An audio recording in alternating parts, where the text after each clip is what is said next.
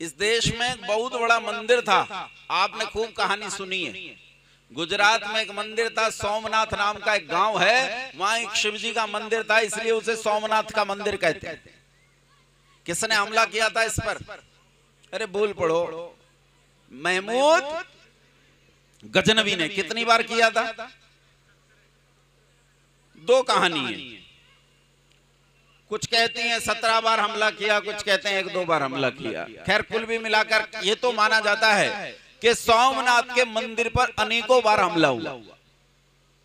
और महमूद गजनवी अफगानिस्तान का एक राज्य गढ़गजनी, वहां से चला था इस मंदिर को लूटने के लिए।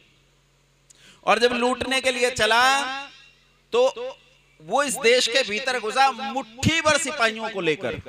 कितने से सिपाही थे?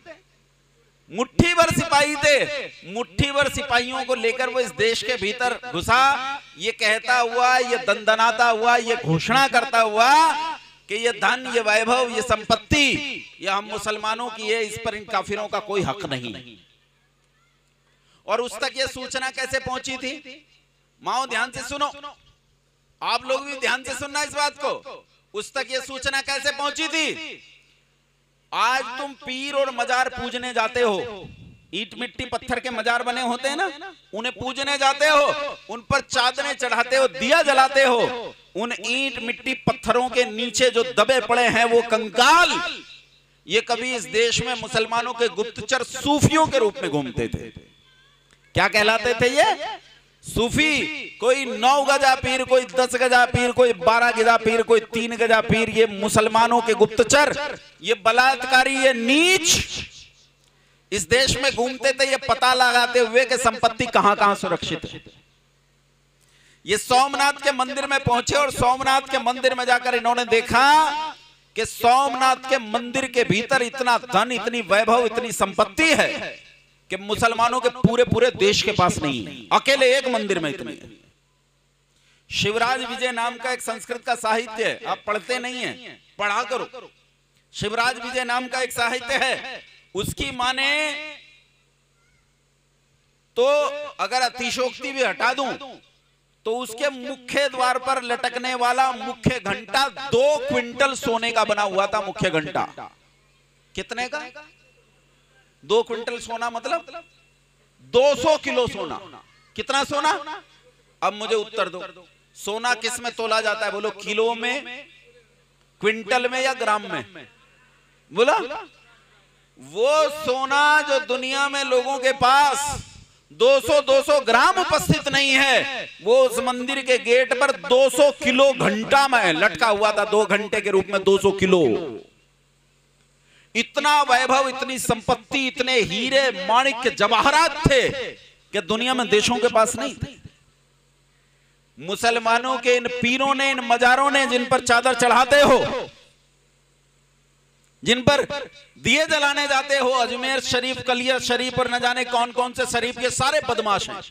एक भी शरीफ नहीं है इनमें, जिन पर चादरें चढ़ाने जाते। इन्होंने ये सूचना जाकर दी अफगानिस्तान के गढ़गजनी में, और गढ़गजनी के राजा ने, सुल्तान ने अपने सिपहसालार इस महमूद गजनवी से कहा कि जाओ ये संपत्ति गढ़गजनी लेकर आओ।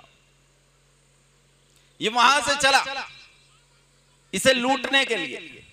देखो, जिन सूफियों की गुप्तचरी पर तुम्हारा देश लूटा गया, बर्बाद किया गया, तुम उन सूफियों को पूजते हो, उन पर चादर चढ़ाते हो। इस देश में ऐसी मजारें हैं जिन पर प्रोटोकॉल लागू है कि प्रधानमंत्री को चादर चढ़ानी पड़ेगी, चढ़ानी पड़ती है प्रधानमंत्री को चादर, राष्ट्रपति को। लेकिन मैं आपसे पूछता हूं, उत्तर देना मुझे, ऐसे बलात्कारी जिन्होंने हमारी माओ बहनों का उस भूतकाल में इतना भयंकर शोषण और अपमान किया है, उन पर चढ़ाना चाहिए? बोलो, चादर चढ़ाना चाहिए? माताओं बोलो, चढ़ाना चाहिए? मैं खिलाफ नहीं हूं। मैं कहता हूं, मैं किसी के खिलाफ नहीं, मैं इन मजारों और पीरों के भी खिलाफ नहीं। मैं कहता हूं चढ़ाना चाहिए, लेकिन इन पर चादर नहीं, इन पर बुलडोजर चढ़ाना चाहिए, बुलडोजर। इन पर जेसीबी चढ़ाना चाहिए। और इस देश में एक भी मजार, एक भी पीर बाकी नहीं रहना चाहिए। गुंडे हैं, बदमाश हैं, ये नीच बलात्कारी हत्यारे हैं जो इन कब्रों में दबे पड़े हैं। तुम्हें बड़ा डर लगता है पीर साहब बड़ा नुकसान कर दें, तो मैं कहता हूं फिर पीर की पूजा किया करो, लेकिन पूजा का ढंग बदलो। अरे हनुमान की पूजा में और पीर की पूजा में अंतर होना चाहिए कि नहीं? तो अब की बार जब पीर की पूजा करने जाओ तो जूता हाथ में लेकर जाना, यह तरीका होता है इनके सम्मान का, यह है इनके तरीका, इनके सम्मान का। और तुम्हें डर लग जाएगा, अरे बाप रे पाप लग जाएगा, पीर मार डालेगा। तो अगर इसमें कुछ भी पाप हो तो ईश्वर को साक्षी मानकर कहता हूं, परमात्मा करे वो सारा पाप 100 गुना होकर मुझे लग जाए, लेकिन मैं जानता हूं लगेगा ही नहीं। वो तो पुण्य है, वो पाप थोड़े। बलात्कारी गुंडे बदमाश को सजा देना वो तो जड़ है, मिट्टी है, पत्थर है, उसमें तो दबी हुई हड्डियां हैं, वो तो ये भी नहीं समझता। ये भी प्रतीकात्मक रूप में तुम दुनिया को समझा सकते हो, वो तो ये भी नहीं समझता। मुट्ठी भर सिपाहियों को लेकर गढ़गजनी चला, इस देश को रौंदता हुआ, और देखो हजारों किलोमीटर का सफर तय करके वो सोमनाथ के मंदिर जा पहुंचा। जब गया तो शहरों को आग लगाता हुआ, गांव को उजाड़ता हुआ, बालकों को भालों के नेजों पर उछालता हुआ। जानते हो कैसे? छोटे से बच्चे को 2 साल का, 3 साल का, 4 साल का बच्चा यूं पकड़कर यूं उछाल दिया जाता था हवा में, और भाले के नेजे पर ले लेते थे, ऊपर से बालक उस भाले में फंसकर नीचे से निकल जाता था। स्त्रियों के स्तन काट दिए जाते थे, 14 साल से लेकर 70 साल तक की स्त्रियों के स्तन काट दिए गए। कन्याओं के साथ सामूहिक बलात्कार किए गए। इस देश की जमीन को इस देश के खून से लाल कर दिया गया। ऐसा भयानक मृत्यु का तांडव जो दुनिया में किसी ने देखा नहीं था, मानवता के इतिहास ने देखा नहीं था, 1000 साल पहले मेरी धरती ने देखा। शहरों गांवों को उजाड़ता हुआ, घरों को बर्बाद करता हुआ, समाज के समाज, संपत्ति की संपत्तियों में आग लगाता हुआ, यह हजारों किलोमीटर दूर उस सोमनाथ के मंदिर में जा पहुंचा। कहां से होकर गया भाई? कहां से होकर गया? रास्ता देखो। अफगानिस्तान से अगर कोई प्रवेश करे, भारत का नक्शा याद करो, भारत के नक्शे के जिस तरफ पाकिस्तान है, उस पाकिस्तान के ऊपर थोड़ी सी जगह है जहां से अफगानिस्तान भारत को छूता। अगर उसे भी मान लूं, हालांकि तो पाकिस्तान का भी बहुत पहले, पाकिस्तान भी भारत में ही था उस समय, तो पूरा अफगानिस्तान भारत को छूता था। तो वहां से ये लोग घुसे, और पाकिस्तान उस समय कहा जाता था पंजाब। क्या कहा जाता था पाकिस्तान? 3 ही तो प्रांत है पाकिस्तान में, एक तो पंजाब है, एक सिंध है, एक बलूचिस्तान है। ये तीनों हिंदुओं की जातियां थी, बलूच भी, सिंधी भी और पंजाबी भी। आज वो कन्वर्ट होकर मुसलमान बन गए सब। वहां से पाकिस्तान यानी उस पंजाब को पार करके, पंजाब वो इलाका है जहां इस देश की वीर शिरोमणि जातियां निवास करती चली आई। उस पूरे पंजाब को पार किया, हिमाचल में घुसा, या हो सकता है जम्मू कश्मीर को भी छुआ हो, हिमाचल में घुसा, राजस्थान को पार किया, और तब जाकर गुजरात पहुंचा। मैं आपसे पूछना चाहता हूं, ये इलाके जिन इलाकों से गजनवी होकर गया, यहां दुनिया की सबसे वीर जातियां रहती चली आई कि नहीं रहती चली आई? बोलो भाई।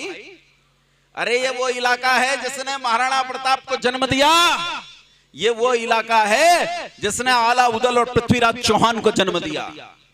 ये वो क्षेत्र है जहां ऐसे वीर जन्मे हैं जिन्होंने अकेले अकेले सेनाओं का मुकाबला किया है। ये वो इलाका। अच्छा, ताज्जुब की बात, इस इलाके को आग लगाते हुए सोमनाथ के मंदिर तक गया और किसी ने इसका रास्ता नहीं रोका। बोलो रोकना चाहिए था कि नहीं? बोलो क्यों नहीं रोका? क्यों नहीं रोका?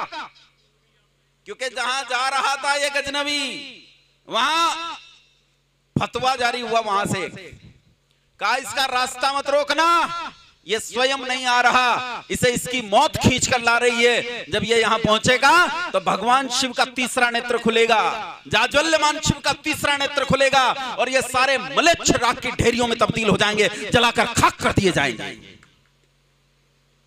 तब हमने कहा जो काम भगवान शिव का है हम उसमें दखल क्यों दें? हमने उसे जाने दिया, देश को बर्बाद करते हुए जाने दिया। वो वहां पहुंचा, और जब वहां पहुंचा तो ताज्जुब करोगे, सोमनाथ के मंदिर की अपनी 2 सेनाएं थी।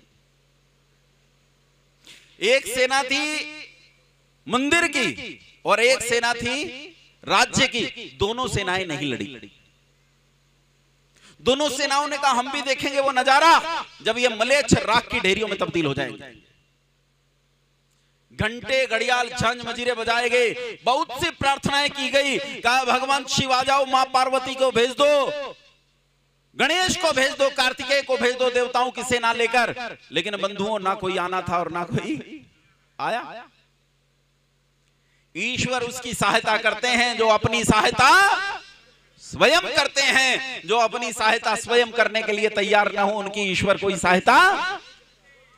ये लोग हाथ पर हाथ रखे बैठे रहे, लड़े नहीं। ये सोमनाथ के मंदिर के भीतर घुसा और सोमनाथ के मंदिर के भीतर घुसकर इसने अंदर रखी हुई मूर्तियों को तोड़ डाला, मंदिर को तोड़ डाला, वहां रखी हुई सारी संपत्ति को लूट लिया, सारा स्वर्ण माणिक्य हीरे जवाहरात मोती सब लूट लिए। इतना ही नहीं, इसने उसके भीतर घुसकर वहां गुरुकुलों में पढ़ने वाले बटुकों, उन ब्राह्मणों, उन ब्रह्मचारियों की हत्याएं कर दी, तलवार के घाट उतार दिया, पूरा मंदिर रक्त से लाल कर दिया। और जब गया तो जाते समय अपने साथ जो लेकर गया ना, अगर सारी दुनिया के एक छत्र चक्रवर्ती सम्राट बन जाओ तब भी इस कलंक को अपने माथे से नहीं मिटा सकते। क्या लेकर गया जानते हो? जानते हो क्या लेकर गया?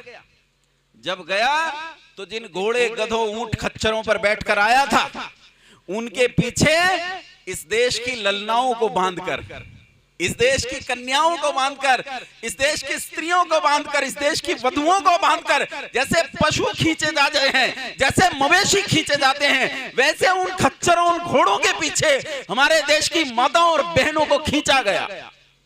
जैसे पशु खींचे जाते हैं वैसे खींच कर ले जाया गया उन्हें गढ़गजनी, और गढ़गजनी में ले जाकर हमारी माताओं, बहनों, बेटियों की बोलियां लगाई गई। काला इतिहास गवाह है, इतिहास में आज भी लिखा हुआ है, दोख्तरे हिंदुस्तान 2-2 दिनार, दोख्तरे हिंदुस्तान 2-2 दिनार, 2-2 रुपए में हमारी मां और बेटियों को दूसरों के बाजारों में बेचा गया। कारण था वेद की आज्ञा का उल्लंघन। हमने वेद की आज्ञा का उल्लंघन किया। हम जाने ही नहीं सनातन धर्म क्या है, हम जाने ही नहीं वर्णाश्रम धर्म क्या है, हम जाने ही नहीं कि परमपिता परमात्मा हमें क्या कहता है।